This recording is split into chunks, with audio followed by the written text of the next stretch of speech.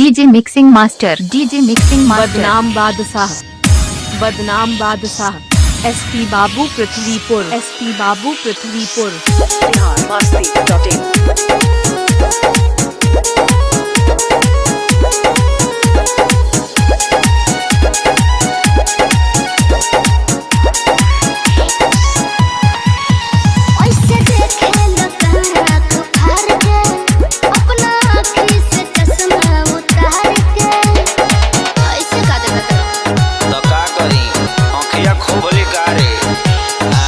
DJ SP बाबू Prithvipur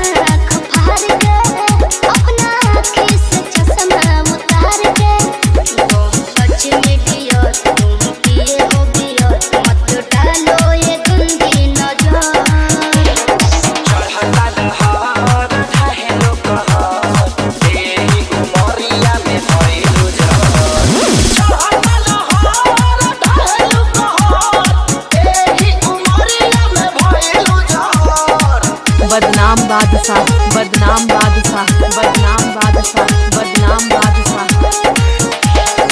SP बाबू पृथ्वीपुर जवन जवना तू खालो उहे हमहु खानी हो। पहिले तो रहनी लइका अब भइनी सयानी हो। डीजे एसपी बाबू पृथ्वीपुर जवना तू खालो उहे हमहु खानी हो। पहिले तो रहनी लइका अब भइनी सयानी हो। पीछे तो करल होई पूरा इलाका लेके तू डाले दी हो हमर कटाका।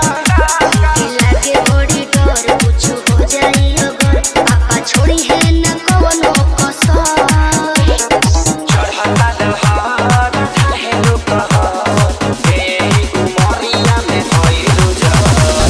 चढ़ता लहर ढल कहर एही उमरिया में भइलु जहर। बदनाम बादशाह एसपी बाबू पृथ्वीपुर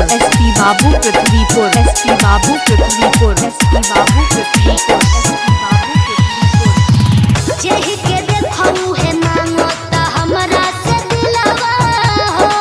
पानी कन्फ्यूजन में बहुत हेराइल अकेलावा हो।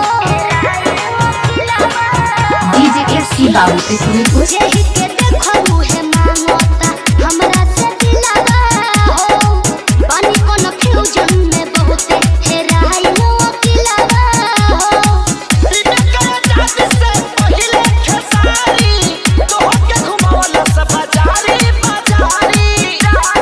चाहे दोना घर जोनी धर तू घर हमर घूमता है बाबू सर।